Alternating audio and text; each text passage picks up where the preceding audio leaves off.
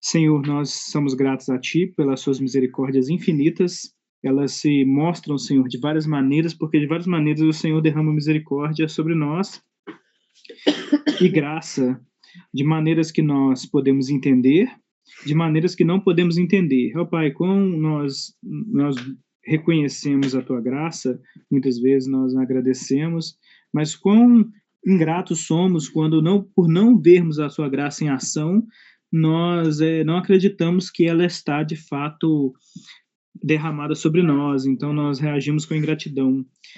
Ó Pai, gratidão infinita é o fato do Senhor nos dar esse meio, que é uma chamada de vídeo, que é podermos estar nos reunindo à distância, é graça infinita derramada sobre nós, Senhor. Nos faz reconhecer, Pai, tudo aquilo que isso pode proporcionar para nós, seja até gravando e podendo rever de novo. Ó Pai, que o Senhor possa abençoar as nossas vidas imediatamente agora, a todos que estão participando da aula, e, Senhor, posteriormente, quando revisitarmos essas aulas para poder meditar mais sobre o Senhor e rever alguma coisa, e também pessoas que serão alcançadas, se o Senhor assim quiser derramar graça sobre outros. Ó Pai, então, nós só temos a Te agradecer por essa aula. E faz, Senhor, que nossos corações, ao estarem abertos para a compreensão da Tua palavra e o entendimento, Senhor, que eu possa falar realmente aquilo que o Senhor quer nos ensinar, aquilo que é a verdade do Senhor, e que, Senhor, os nossos corações de cada um que está ouvindo, seja das crianças aqui em casa e nas casas dos irmãos, seja nos adultos também, porque todos nós, Senhor, possuímos a mesma dificuldade, o pecado que se mostra em rebelião contra a Tua verdade. Então precisamos de Ti para transformar os nossos corações a aceitar a Tua palavra como real e nos transformar. Isso eu imploro em nome de Jesus. Amém. Irmãos, nós vamos ler o texto de 2 Samuel 23, de 1 a 7, por mais que nós vamos estudar Reis, mas é muito importante, porque vai mostrar um impacto, como que foi a criação, de certa maneira, nessas palavras, como que foi a criação como que foi a criação de Salomão, né? Nesse primeiro personagem que nós encontramos no livro de Reis, de Primeira Reis. Então, nós vamos ver como que o pai, né, de Salomão, Davi, o que ele disse para, de certa forma, esse texto, de certa forma, é o que Davi disse para Salomão, né? Então, vamos ver isso daí agora. Tá na tela aí? Eu vou ler esse texto. Essas são as últimas palavras de Davi. Diz Davi, filho de Jessé, e diz o homem que foi levantado em altura, o ungido de Deus, o ungido do Deus de Jacó, e o suave em salmos de Israel. O Espírito do Senhor falou por mim, e a sua palavra está na minha boca. Disse o Deus de Israel, a rocha de Israel, a mim me falou. Haverá um justo que domine sobre os homens, que domine no temor de Deus. E será como a luz da manhã, quando sai o sol de manhã, sem nuvens.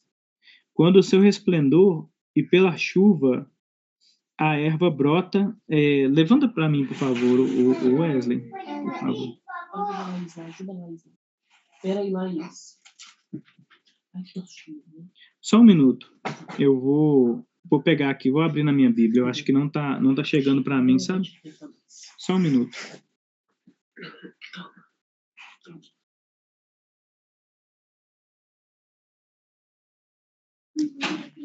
Chega.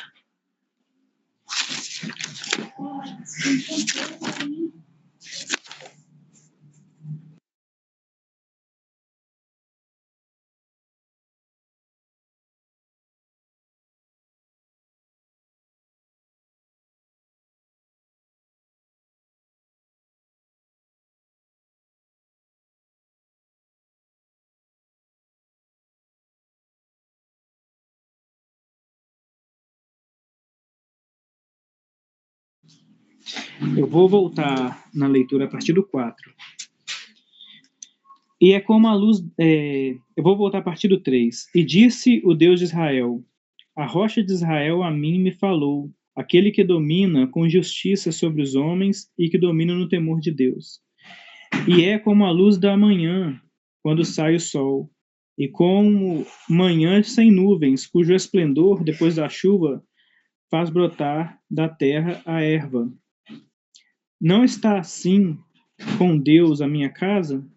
Pois estabeleceu comigo uma aliança eterna, e em tudo bem definida e segura. Não me fará ele prosperar toda a minha salvação e toda a minha esperança? Porém, os filhos de Belial serão todos lançados fora como os espinhos, pois não podem ser tocados com as mãos, mas qualquer que os tocar se armará de ferro e da haste de uma lança, e a fogo serão totalmente queimados no seu lugar. Então, essas últimas palavras de Davi, que muito provavelmente ele falou para essas palavras como instrução a Salomão. Então, Salomão ouviu todas as palavras, e isso nós podemos expandir para toda a vida de Salomão, desde sua infância, ele ouvia esses conselhos de Davi. E Davi, nesse momento específico, no último momento, nesse final da sua vida, ele começa a falar sobre o quê? Vocês identificaram alguma coisa que já tem constantemente, nós vemos falando constantemente, que é algo bem assim, eu diria que é bem comum, né, nas nossas aulas, aí nesse texto?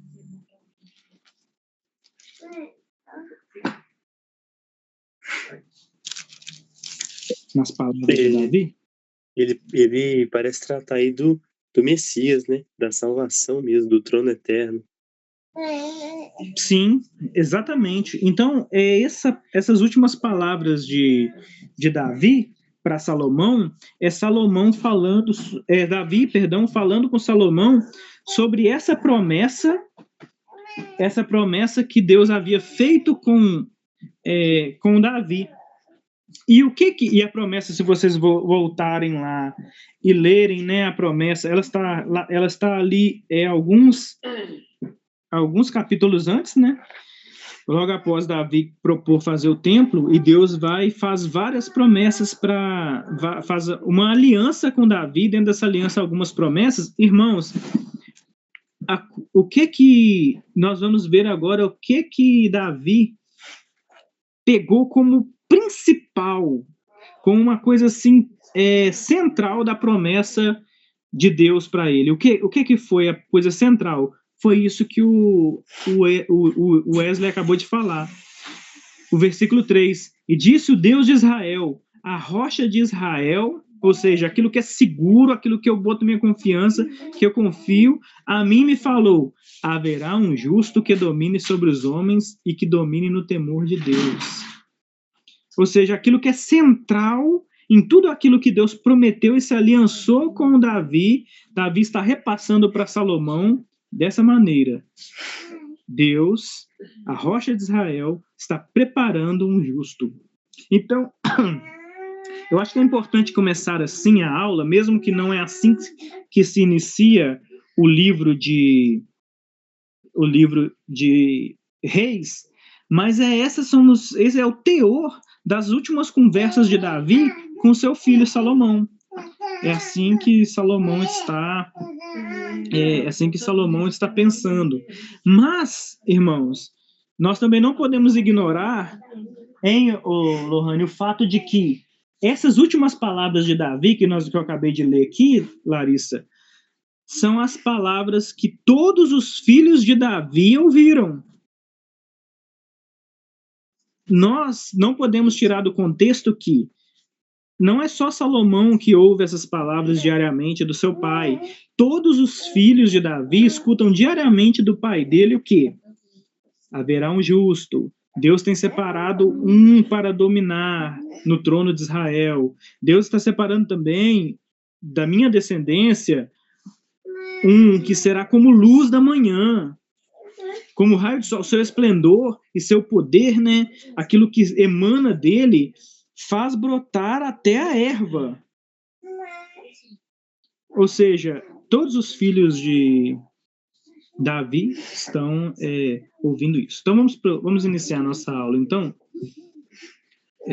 pegando o livro de Reis, como nós fazemos, com os pontos e trabalhando eles. Você coloca para nós aí, Wesley, por favor? Eu não sei se está, tá, Wesley? Se está o primeiro ponto. Talvez não esteja aparecendo aí. Não está aparecendo para mim. Então está o primeiro slide. Então o primeiro slide inicia dizendo assim: o reino de Israel, né, o reino começa unido e Davi está velho. Então Adonias, Joabe e Abiatar, o sacerdote, resolvem iniciar um golpe pela coroa. Então esse primeiro ponto inicia de uma maneira importante, com uma história. Na verdade, o livro de Reis. Só um minuto, irmãos.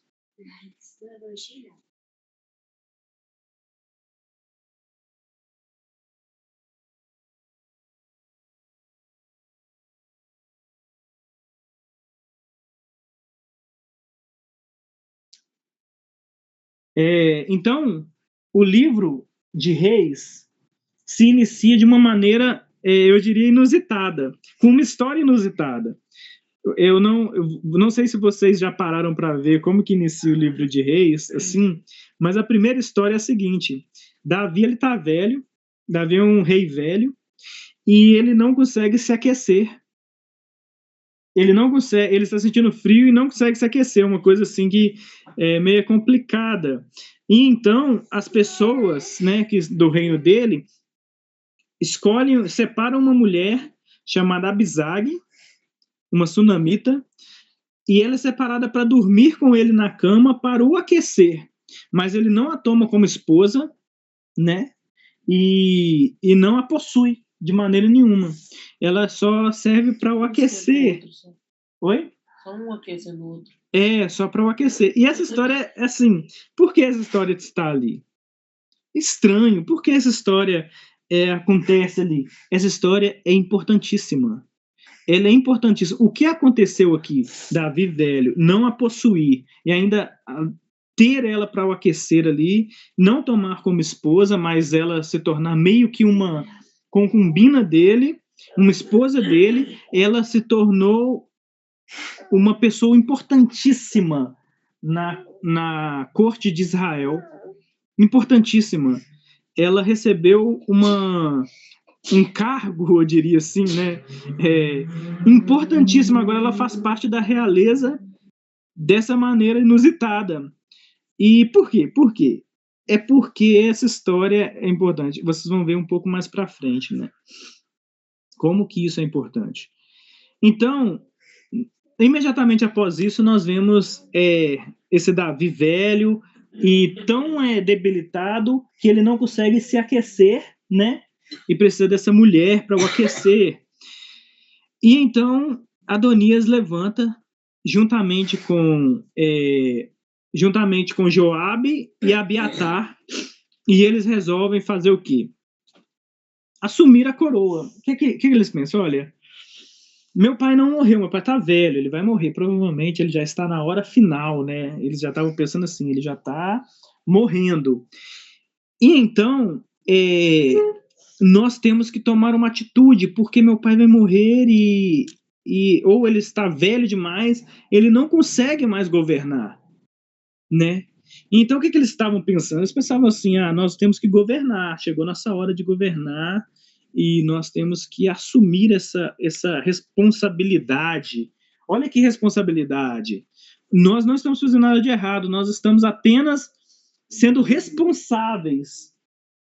Eu, Adonias, filho de Davi, o herdeiro legítimo, só vou assumir essa função importante que é, né? Irmão, eu só estou parafraseando, não é isso que ele diz, tá? Eu só estou cogitando, racionalizando a questão. Então Adonias, Joabe e Abiatar levantam e dizem: vamos, eu vou me tornar rei. Quem é Joabe? Os irmãos já estão acostumados. Joabe sabem que Joabe é o comandante do exército de Israel, né? E quem que é Abiatar? Vou perguntar, quem é Abiatar? Alguém aqui sabe responder quem é Abiatar? Não, daqui de casa ninguém. Jefferson, você sabe quem era Abiatar? Wesley? Tiago, não lembro do caso. Lembra, Wesley? Era o sumo sacerdote. Isso, sumo sacerdote. Sumo sacerdote Davi. Então, ou seja, nós temos o comandante do exército de Israel e o sumo sacerdote.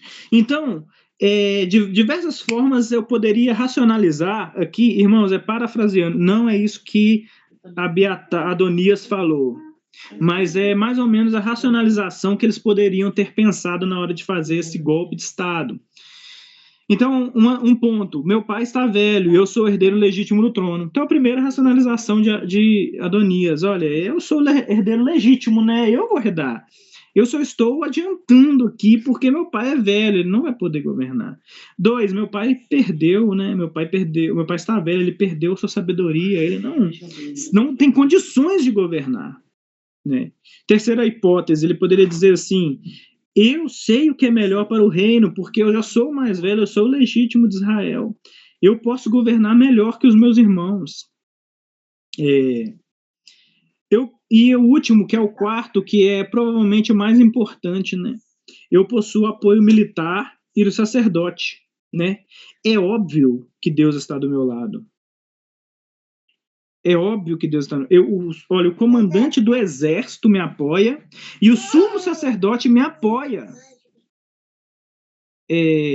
Olhando por esse lado, por todas essas estatísticas, ou por todas essas questões, Deus está do meu lado. Eu sei que...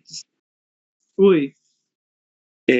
A Bíblia não fala, né, de quem foi a ideia, mas pode até ter vindo deles, chegando e falando: olha, Adonias, Davi tá velho, nosso rei tá velho, e você é o cara, tem que ser você,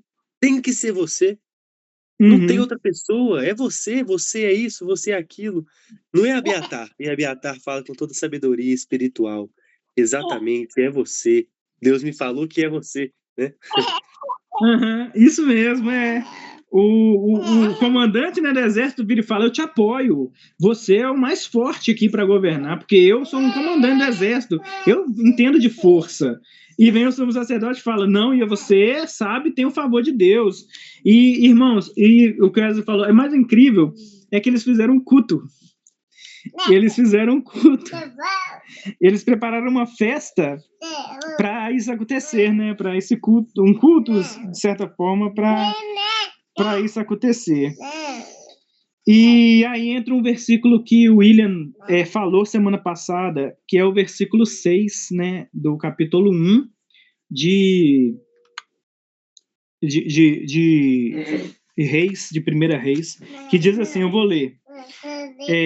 Versículo 5. Então Adonias, filho de Agite, né, se exaltou e disse: eu reinarei. Providenciou carros, cavaleiros, 50 homens que corressem adiante dele.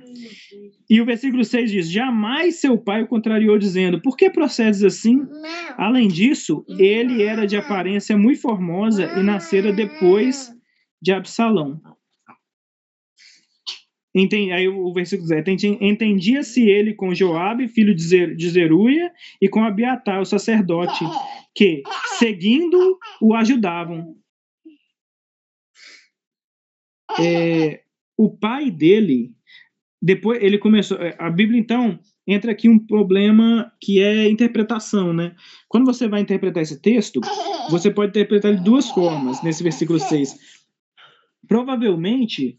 o Davi jamais o havia contrariado durante sua vida.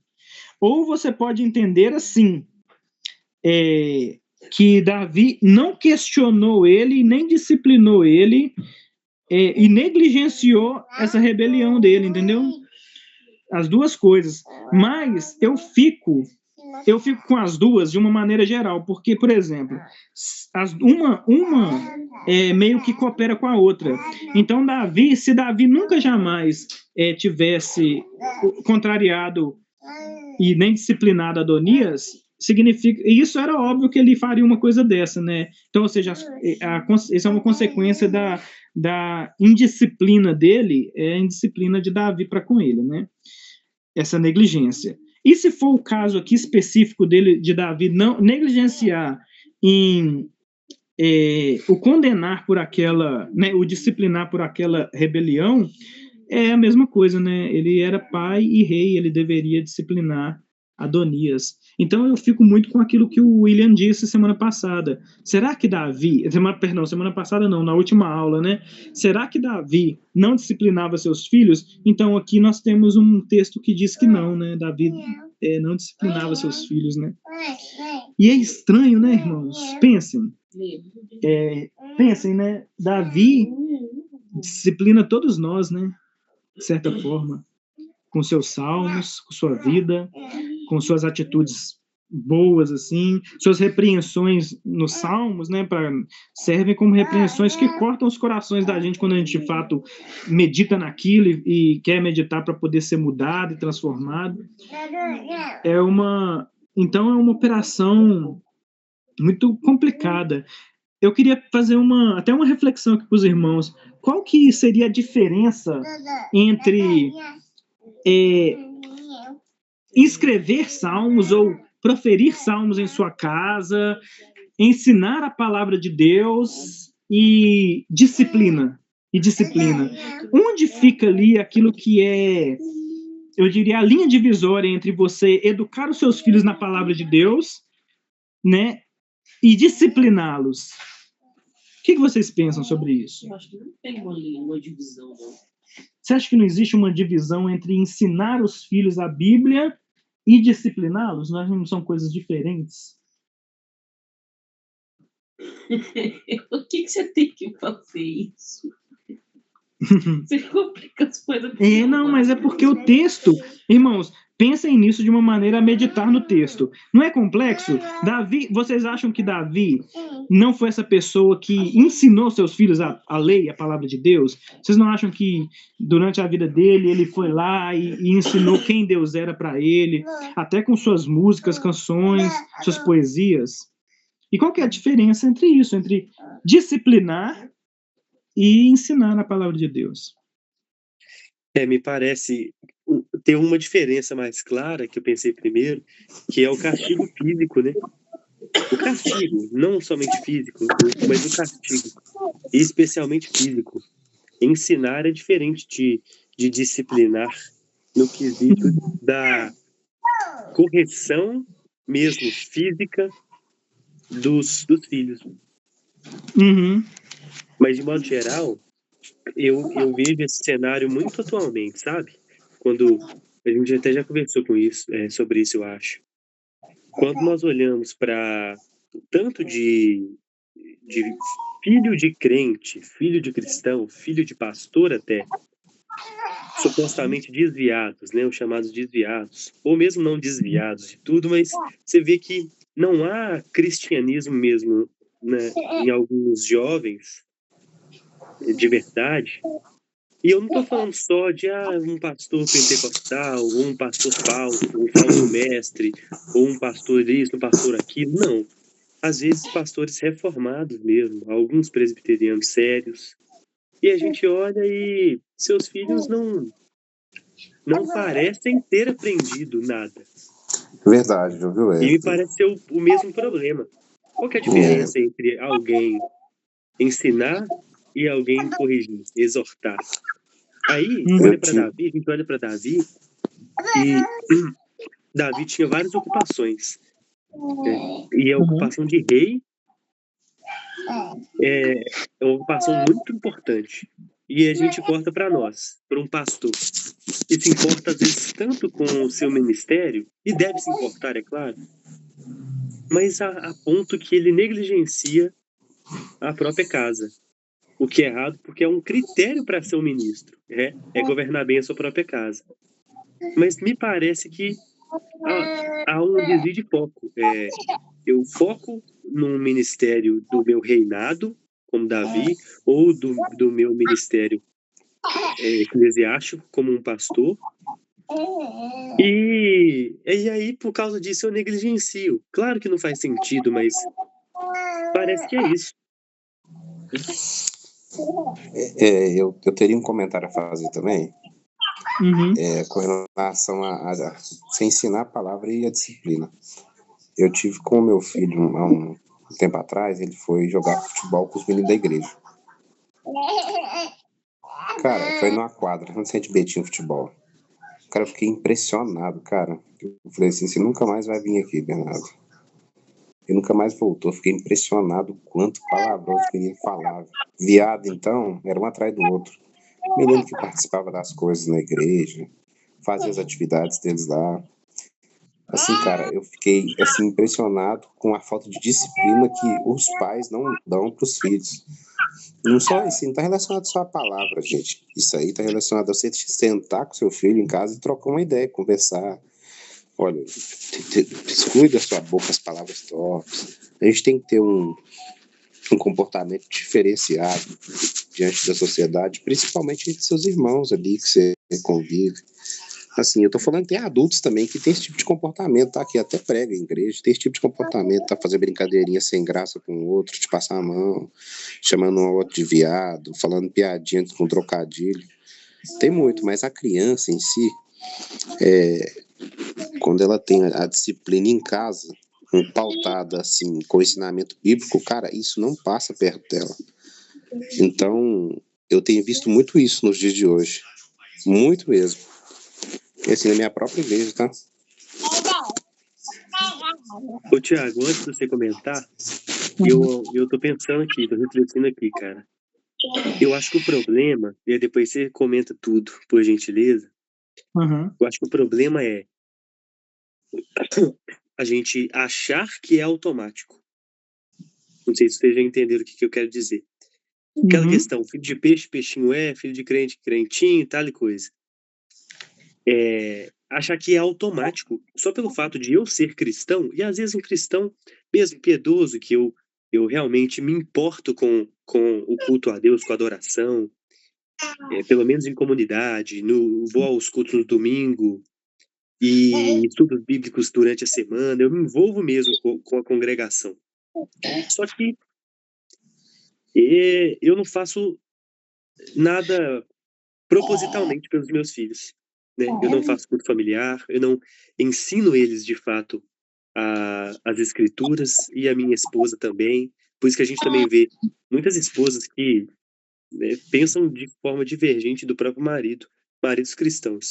Então acho que é esse sentimento de que vai dar tudo certo. Não tá aí, né? Já vai na escola dominical, e colore lá 3 desenhinhos, e de Noé, e de Davi, e pronto. Mas não é automático.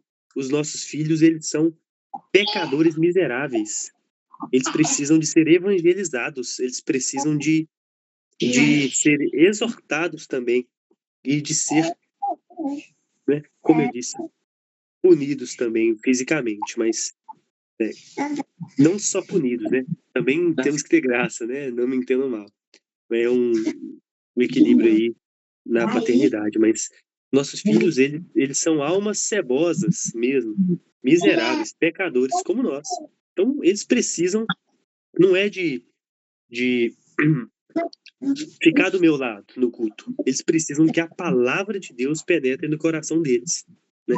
Eu acho que um problema, eventual hipótese é essa, de que talvez Davi conduzia as coisas no automático. Não, é o meu filho, ele lê os meus salmos, ele me escuta cantar, mas não pregou direto para o coração deles, talvez.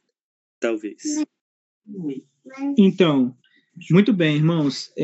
Tudo isso daí que vocês falaram entra dentro dessa discussão sobre essa linha de separação entre o que é educar o filho, ensinar o filho e disciplinar o filho.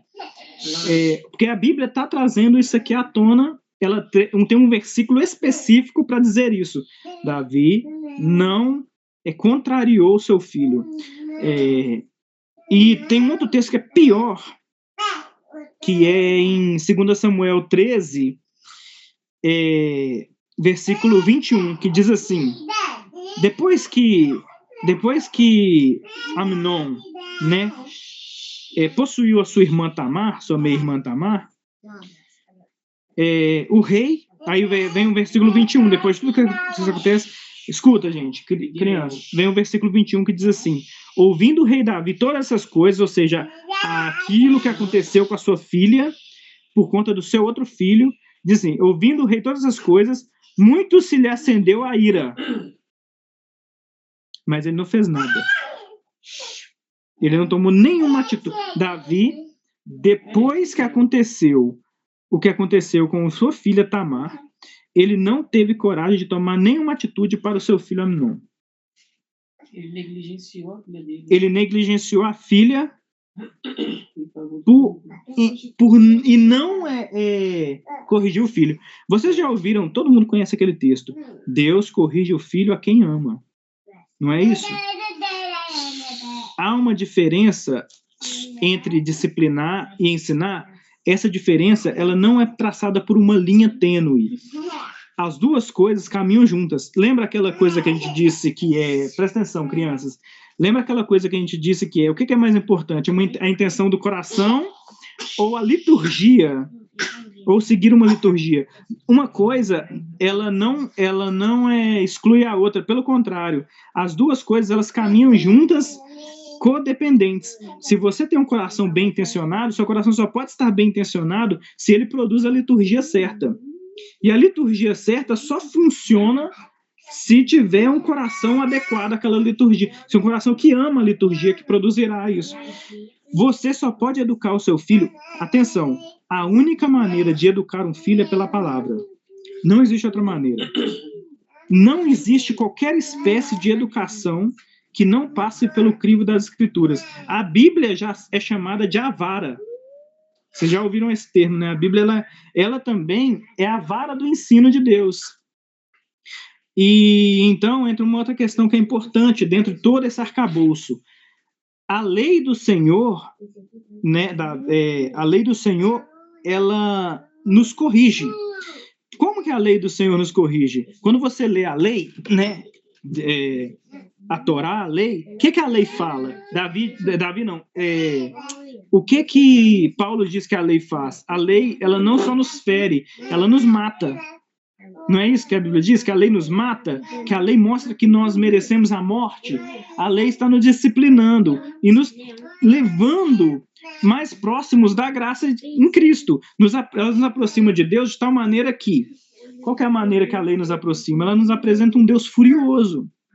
Um Deus que é incompatível com nós mesmos. Um Deus no qual nós não podemos o atingir com as nossas atitudes. Nós não podemos cumprir a lei. É evidente isso. E o que fazer? Nós recorremos a Deus em pedido de misericórdia. Deus está nos corrigindo pela lei. Ele está nos matando com a lei. Ele está nos disciplinando, dizendo: vocês não podem, não é capaz. O que é isso que a lei está fazendo? A lei, Deus, através da lei, está nos disciplinando. O teu bordão e o teu cajado me consolam.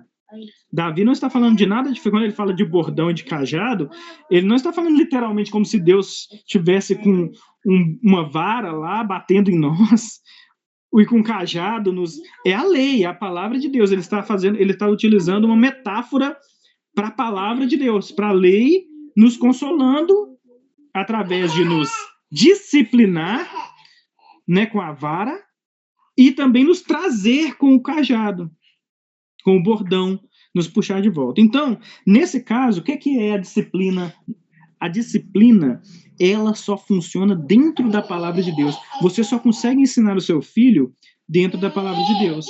Veja o Salmo 1. O que o Salmo 1 diz nos 2 primeiros versículos? Bem-aventurado é o homem que não anda no conselho dos ímpios, não se detém no caminho dos pecadores, nem se assenta na roda dos escarnecedores. Para por aí? Não. O versículo seguinte diz o quê? Antes, o seu prazer está onde? Na lei do Senhor. Ou seja, esse homem não faz essas coisas porque ele está cativo à palavra de Deus. Então, não há uma linha que separa de termos, né, entre ensinar e disciplinar, não é? Mas as duas coisas, elas trabalham juntas. Ou seja, aqui nós vemos que Davi não pode simplesmente virar para o filho dele e dizer: meu filho, Deus é assim. Deus é assim. Deus, ele é bom. Deus, ele é misericordioso, mas ele também odeia o mal. Aí, quando o filho dele faz o mal, ele não toma nenhuma atitude em relação ao filho dele. Então, o que ele estava dizendo? Ele está sendo incoerente naquilo que ele está apresentando a respeito de Deus. Ele não está ensinando. Uma coisa transforma a outra em totalmente inútil. Se eu digo para o meu filho assim: filho, é bom você ir na igreja, na casa do Senhor, é o lugar onde você vai cultuar a Deus, você vai ouvir a palavra. Aí chega lá na igreja, meu filho não presta atenção. Ele vai, mas ele não presta atenção. Aí chega em casa, o que eu digo? Ele foi, pelo menos, né? Pelo menos ele estava lá. Não há uma incoerência em uma coisa e a outra? Então, qual que é a minha atitude em relação ao fato de meu filho estar lá na igreja e não prestar atenção? Aí entra a questão que é: eu levei ele no lugar onde ele recebe a instrução, mas ele discordou da instrução, eu trago a ele a disciplina que está na instrução. Uma vez, né, Wesley? Isso aqui, depois a gente até pode ver se a gente coloca dentro da aula ou não, né, dentro do vídeo ou não. E perdão, irmãos, por nós estarmos perdendo tanto tempo nesse assunto, mas é um assunto importante, né? Uma vez nós estávamos conversando aqui em casa, e por que a Bíblia ordena, a Bíblia nos instrui a levar a vara ao nosso filho, né? Irmãos, a disciplina com a vara, né?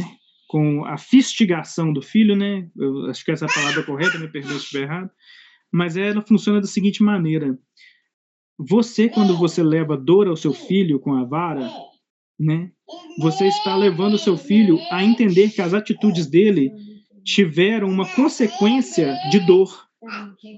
De dor. Você está dizendo para o seu filho assim: você fez algo, mas você não sentiu dor com isso. Você então está longe de ter uma ideia do que aquilo que você fez realmente produziu.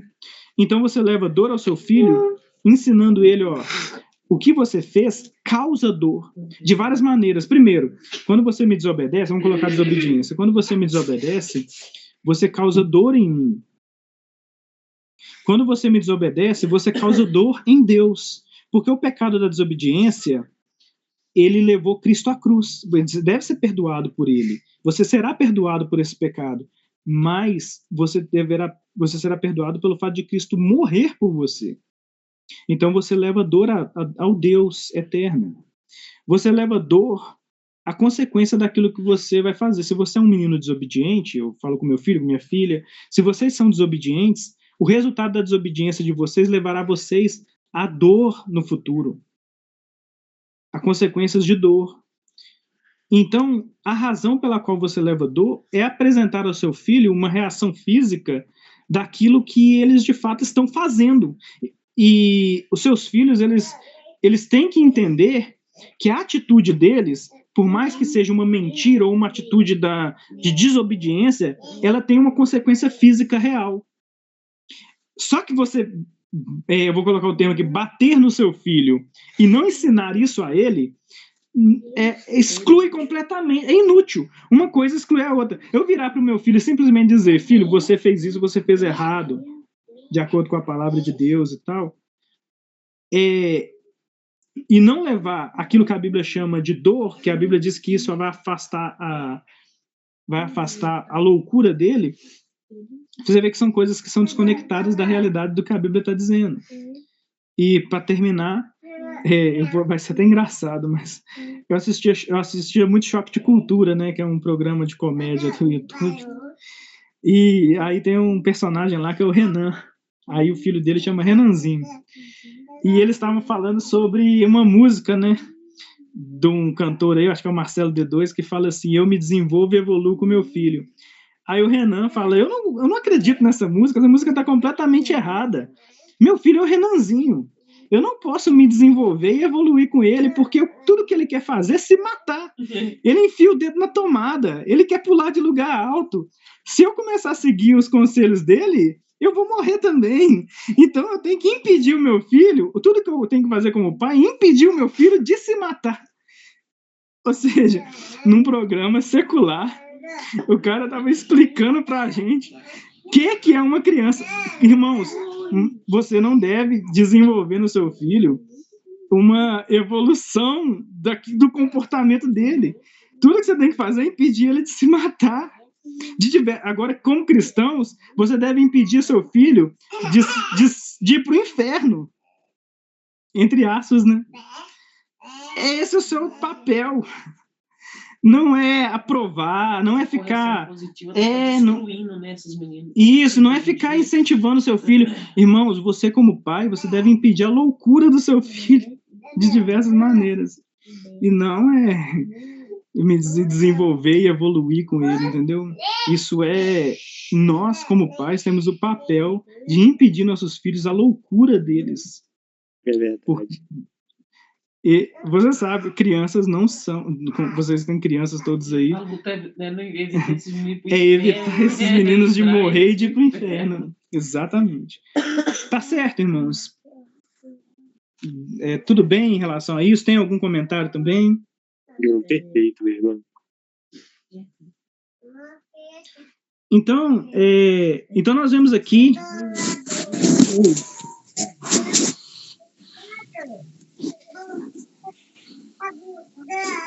Ô, Thiago, é só um comentário rápido, só dando nome aos bois, né? A gente não pode esquecer de jeito nenhum que os nossos filhos são pecadores.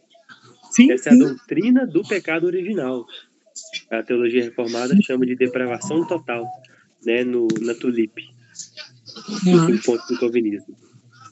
Essa é a doutrina do pecado original. Nossos filhos, antes de nascer, desde a concepção, eles já são concebidos em pecado. Salmo 51.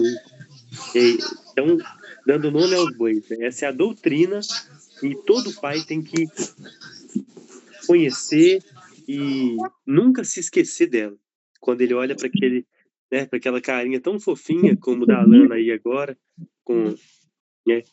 perto dos seus 2 anos, ele não pode se esquecer que por trás dessa carinha há pecado. É pecado. Há uma criança que deve ser...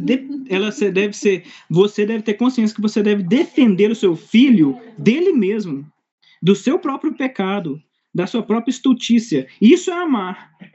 Amar não é abraçar seu filho e sentir saudade. Amar é saber que o seu filho, se você deixar seu filho largado em casa e ficar uma semana fora sem ninguém para cuidar, você vai chegar, ele vai estar morto, é óbvio. E isso por quê? Porque ele não vai ter comido, ele não vai ter bebido, ele não vai ter higiene básica, isso tudo. Ou ele vai fazer alguma coisa, né? Então, saiba que se você não ensina seu filho, não educa seu filho, você está deixando ele morrer. Isso não é amor.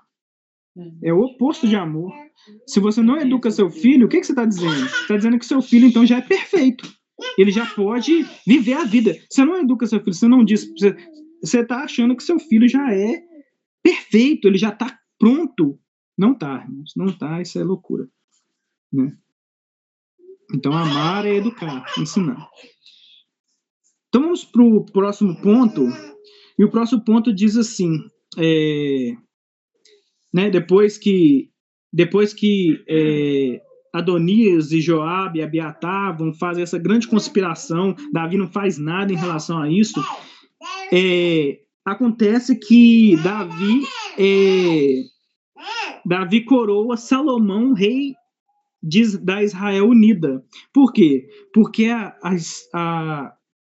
juntou Natã e o outro sacerdote, que eu esqueci o nome agora, e juntou eles junto com Betseba, e viram a loucura porque Davi estava velho, né? Mas eles viram a loucura que Adonias, Joabe e Abiatar estavam fazendo e fizeram uma espécie de conspiração boa, assim, eu diria, de como falar para Davi tudo o que estava acontecendo de maneira respeitosa a ele que é rei e trazer essa conspiração deles à mente de Davi, para que Davi pudesse coroar já logo Saul rei. Por que isso está acontecendo? Saul não, perdão, Salomão. Por que eles estão trabalhando dessa maneira? Porque Davi ainda não tinha morrido. E, irmãos, essa é a única vez que isso vai acontecer na história. Um rei que não morreu coroa outro rei, seu filho rei, sem morrer.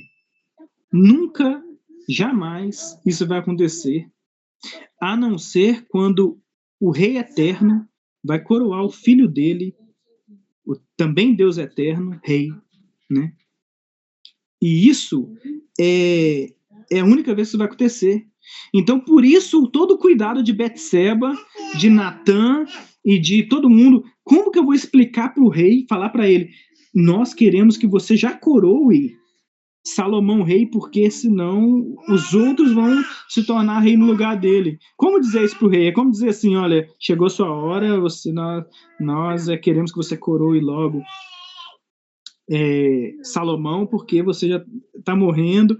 Tudo isso está acontecendo, só que eles têm que arrumar um jeito de dizer isso que não ofenda Davi. Você vê a sabedoria desse pessoal, como eles estão trabalhando a situação de uma maneira a não humilhar o rei, a trazer, e ver como que Davi recebe isso. Davi não recebe isso de uma maneira que talvez você receberia, falando, nossa, vocês já estão querendo me... Eu fiz tanto por esse país, fiz tanto por essas pessoas, e eles já querem me tirar do reino e tal. Davi não é uma pessoa também que fica assim, o trono é meu, eu sou o rei, eu sou o poderoso. Ele vai lá e coroa o filho dele. Ele passa a coroa, coloca na cabeça do filho dele, é como se ele estivesse dizendo isso aqui. Irmãos, eu lembro disso daqui como quando eu lembro de... Eu tenho o mesmo sentimento quando eu lembro de Moisés, sabe? No final, quando Deus leva Moisés acima do monte e fala assim, com Moisés assim, tá vendo a terra? Olha a terra, você não vai entrar. E Moisés vira e fala como se Moisés estivesse falando, não tem problema, o Senhor é minha habitação, o Senhor é a minha terra, o Senhor é a minha herança. É como se Davi estivesse fazendo a mesma coisa aqui. Ele estivesse chegando, Davi, você está velho, o reino está uma loucura, outros vão tomar o lugar no trono, e você prometeu, você jurou que Salomão seria o rei. Aí Davi estivesse dizendo, não tem problema, a coroa não é o que... não me move ser um rei, ter uma coroa na minha cabeça. Eu tive uma promessa de um rei vindouro. A minha vida não está baseada na coroa sobre a minha cabeça, mas na coroa sobre a cabeça de um prometido, que foi prometido para mim, que viria. Aí entra por isso que eu troquei o texto e coloquei Samuel 23, de 1 a 7, porque é isso que Davi vai falar para Salomão. Vai falar com Salomão, eu estou te passando a minha coroa aqui agora, colocando sobre sua cabeça, porque eu não confio em coroa para mim. Porque me foi prometido um dia, o próprio Deus, da boca dele, falou que a minha rocha, né, a minha coroa, o meu rei, Deus, é como se Davi estivesse falando, o meu rei falou um dia que haverá um rei sobre mim. Então essa coroa perdeu sentido. Ela não tem valor a não ser que ela sirva para adorar esse meu rei. Vocês veem tudo isso quando vocês... não tudo isso, mas vocês percebem essas coisas? Como que isso é importante, saber que Davi está passando a coroa dele para o filho dele sem morrer? Ele não está negando a coroa, ele não está renegando a realeza, ele só está dizendo, eu tenho um rei sobre mim. E ele escreveu, né, um salmo que diz assim, disse o Senhor ao meu Senhor, assenta-te à minha direita, até que eu ponha os teus inimigos sob os cabelos dos teus pés. É como se ele estivesse dizendo, esse salmo que eu escrevi é real. Eu tenho um Senhor sobre mim. Então, irmãos, é isso. Isso que significa toda essa passagem aqui da coroa para cabeça da cabeça de Davi vivo para a cabeça de Salomão, né? Davi está declarando todas essas coisas. E essas coisas, irmãos, são opostas àquilo que... As intenções de Davi são completamente opostas às intenções de Adonias, né? O que Adonias está dizendo? Meu pai está velho, tem que ter um rei. Deus, em última análise, se vocês levarem isso até a última análise, Deus não está sabendo governar o mundo. Porque Deus está aprovando que Davi, porque meu pai, né, jurou que Salomão seria rei. Salomão não serve. Será que meu pai não vê isso? Será que Deus não vê isso? Então ele se alia com o sacerdote Abiatar, né, Abiatar, e com o comandante do exército para dizer, olha, nós aqui estamos fazendo aquilo que meu pai não está conseguindo. Deus, então, está aprovando isso daqui, porque até o próprio Deus sabe que não é Salomão. Vocês estão entendendo que todas essas coisas que estão acontecendo, elas têm impacto, elas têm um impacto enorme vão ter um impacto enorme, mas tem um impacto enorme em toda a história que depois nós vamos ver no livro de Reis. Todas essas pequenas coisas no início do livro, ou seja, isso aqui é no primeiro capítulo, é maravilhoso, é incrível.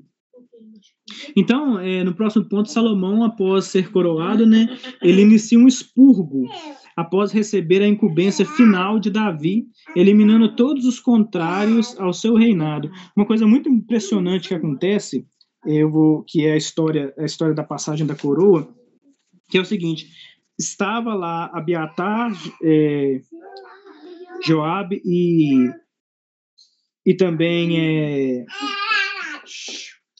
Adonias, né? Eles estavam lá preparando para ser reis. Aí Davi pega a coroa, põe na cabeça de Salomão, leva Salomão no jumentinho,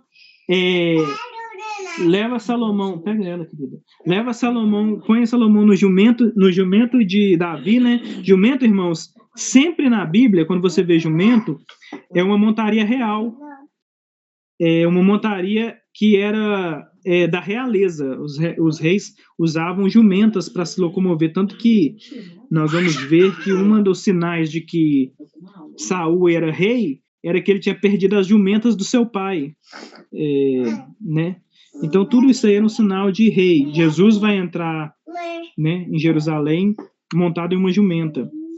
Enfim, então quando isso acontece um som de trombeta, né? Toda a cidade se alegra. Salomão é rei, Salomão é rei. Aí estava Adonias, Joabe e Abiatar, junto com muitos do exército, numa festa particular, coroando ele rei. Então tinha discurso. Imagina Joabe falando: eu vou estar com você, Adonias, agora que você é o nosso rei, eu vou ser o seu comandante do exército. E Abiatar dizendo assim: eu também vou estar com você, os sacerdotes. E imagina Abiatar fazendo uma oração: Deus eterno e soberano, abençoe o reinado de Adonias, que glorificará o seu nome. E Adonias recebendo aquilo e dizendo: eu não estou fazendo isso por mim, eu estou fazendo isso pelo reino, por você, Joabe, por você, Abiatar, e por Deus. Irmãos, é perigoso acharmos que estamos fazendo a vontade de Deus. É muito perigoso. Sabe o que é mais perigoso? O mais perigoso é ter pessoas de Deus, entre aspas, nos apoiando nas nossas coisas. Olha só que perigo.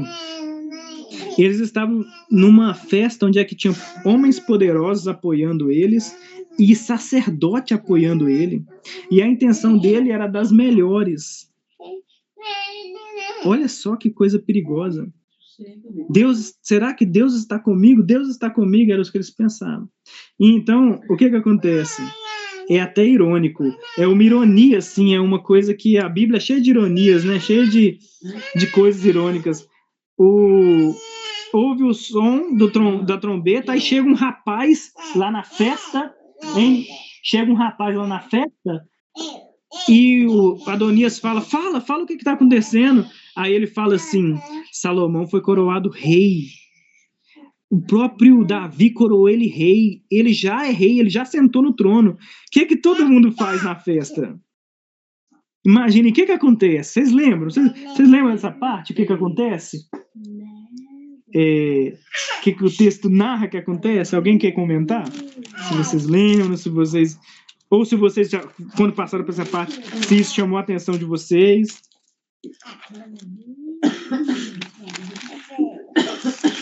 Nós podemos até ficar aqui hoje. Lembram, não? Eu vou ler para vocês o que acontece. Capítulo 1, versículo 28 a 30. Diz assim, peraí, deixa eu pegar aqui. Capítulo 1. Do versículo 28 ao 30. Diz assim...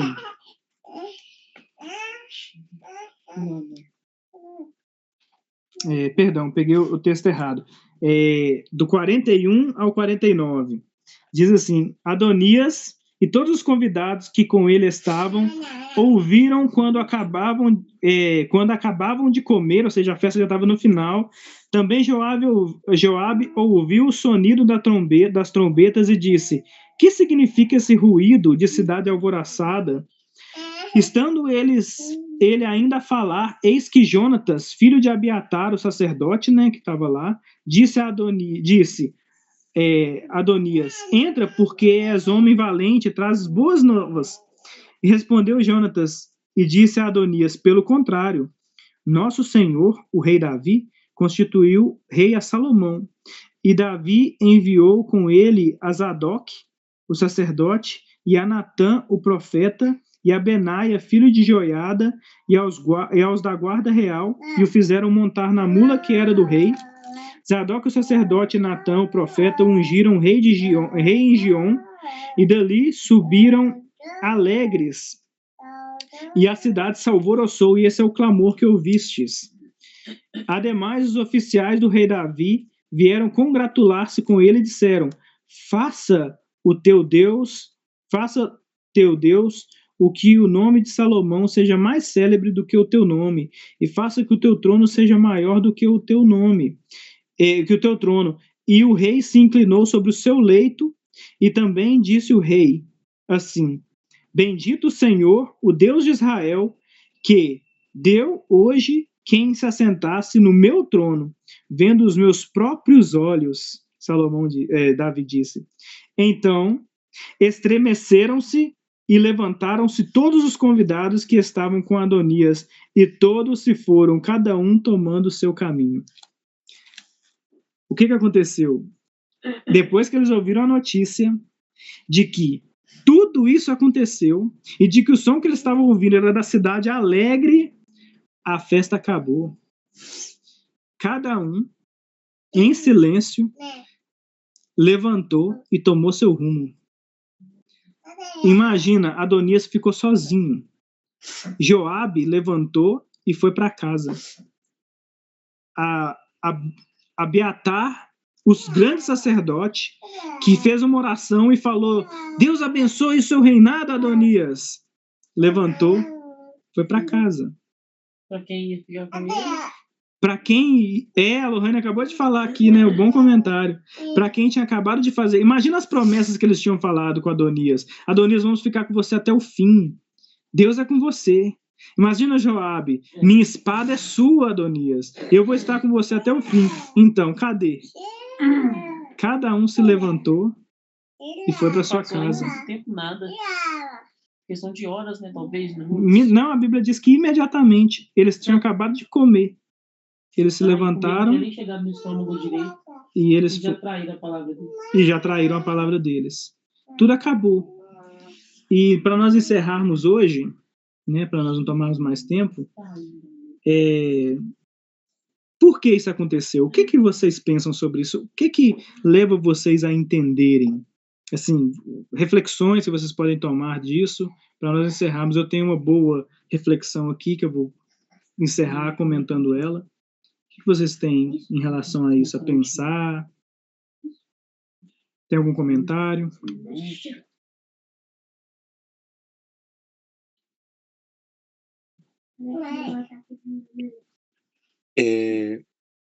Uma vez que eu refleti sobre esse texto foi por causa do José Mabessa, né? Daquele sermão maravilhoso, daquele sermão maravilhoso dele. E a grande conclusão é que todos nós somos Adonias. Eva era Adonias, né? Adonias simplesmente queria se assentar no trono. Queria ser rei. Né? E todos nós queremos ser reis.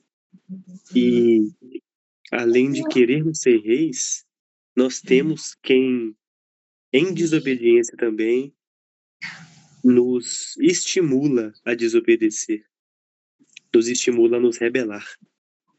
E essas pessoas, às vezes, são, né, do mais alto grau de autoridade, como isso aí. Ou talvez a nossa esposa, ou talvez o nosso irmão, o nosso melhor amigo. Crentes, em desobediência. Pastores, imagina. Nos estimula, né, indevidamente, em desobediência, a desobedecer. E uma boa aplicação para nós, irmãos, é que não tem saída, na verdade. Esse aí sou eu, né? Eu não sei se a aplicação do Tiago seria mais ou menos essa também, mas esse sermão do Bessa mexeu muito comigo. E, na verdade, Adonias somos nós, o Jefferson, Tiago e demais familiares. Nós somos Adonias, não tem o que fazer.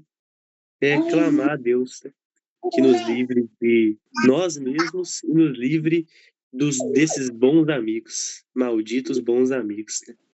Desses conselhos esclarecedores. Verdade. Quer comentar, Jefferson, Lohane, antes de terminar, para mim poder dar a conclusão e a gente encerrar? Eu vou concluir, então. Então, no final, como Wesley falou, Deus nos livre, porque nós somos Adonias. Você não pode pensar diferente disso. Você é Adonias, porque você está com uma coroa na cabeça. Você não é Davi. Davi pegou a sua coroa, tirou da cabeça e colocou sobre a cabeça de outro e disse: reina, meu filho, porque tem uma promessa de que de nós, da nossa descendência, virá o nosso rei. Então eu prefiro que rapidamente a coroa saia da minha cabeça e para a sua, e quanto mais rápido sair da sua e for para outro, e quanto mais rápido isso acontecer, mais rápido teremos o nosso Messias.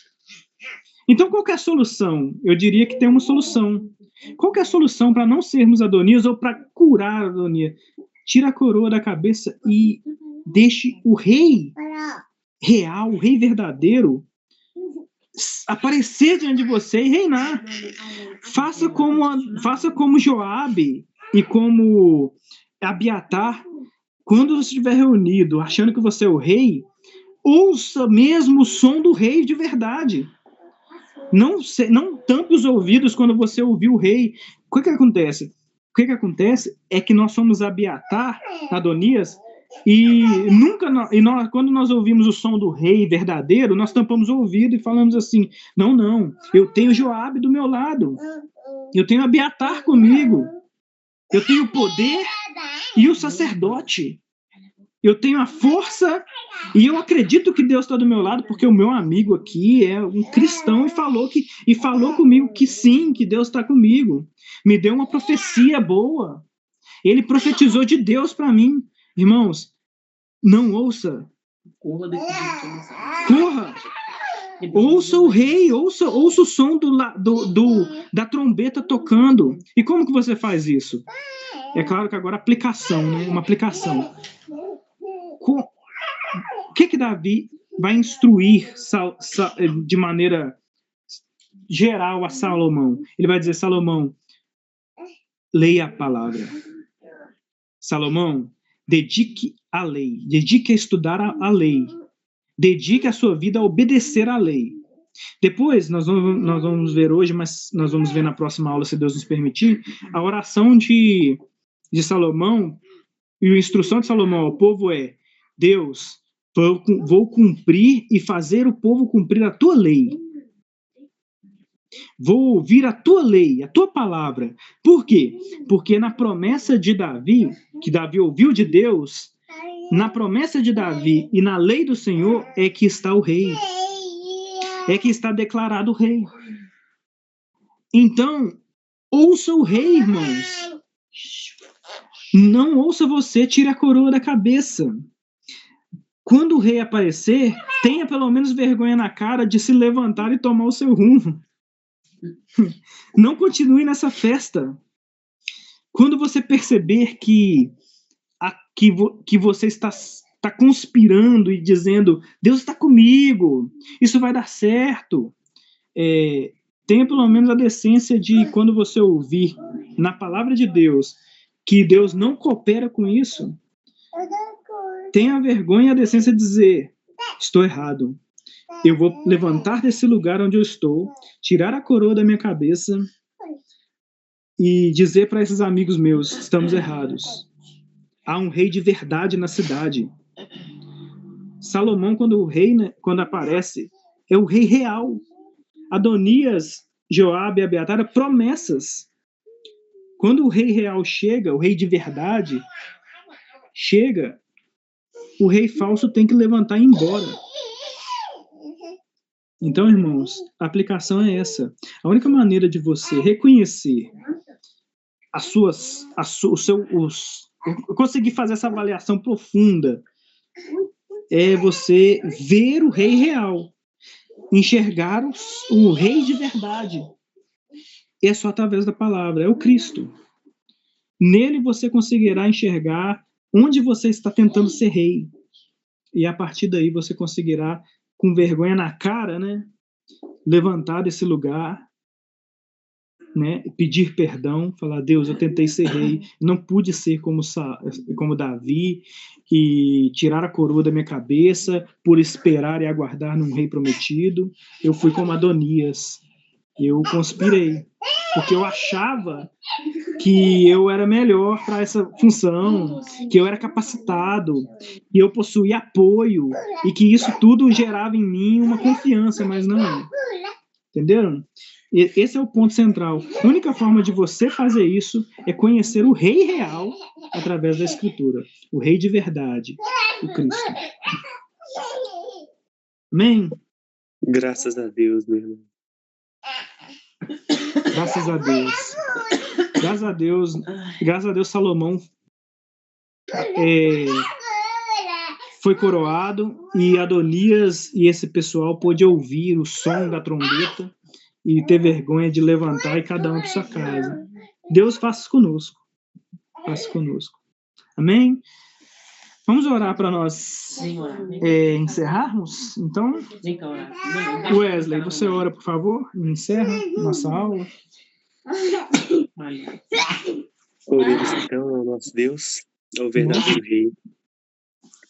Senhor, Deus soberano, sublime, o Senhor é verdadeiro, o Senhor é real, o Senhor é perfeito em todos os seus atributos. O Senhor não é falso, de mentira, o Senhor não é artificial, e o Senhor se relaciona conosco, Deus. E o Senhor se relaciona conosco por meio do Teu Filho e por meio da Tua Palavra que nos revela o Teu Filho. Não há outro caminho, como o irmão Tiago nos disse, Deus. Eu clamo ao Senhor que nos transforme, que nos quebre, que nos mostre, Senhor, o verdadeiro Rei. Toda hora, Senhor.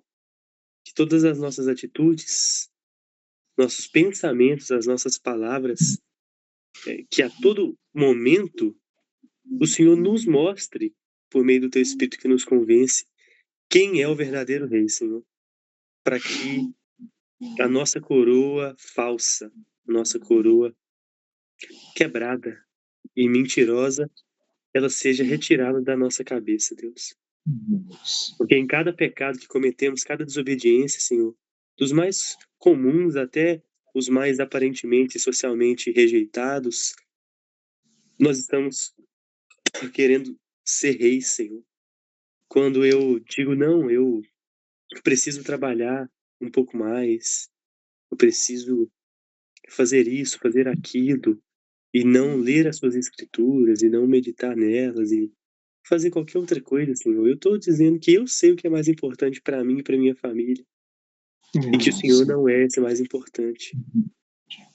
Então, Senhor, o Senhor que é o Deus verdadeiro, que é o verdadeiro Rei, que coroou Cristo verdadeiramente, como Davi fez com Salomão, apontando para isso, que o Senhor nos revele a si e revele Cristo para nós, porque se nós não contemplarmos o Senhor, o verdadeiro Rei, Deus, nós reinaremos até o inferno.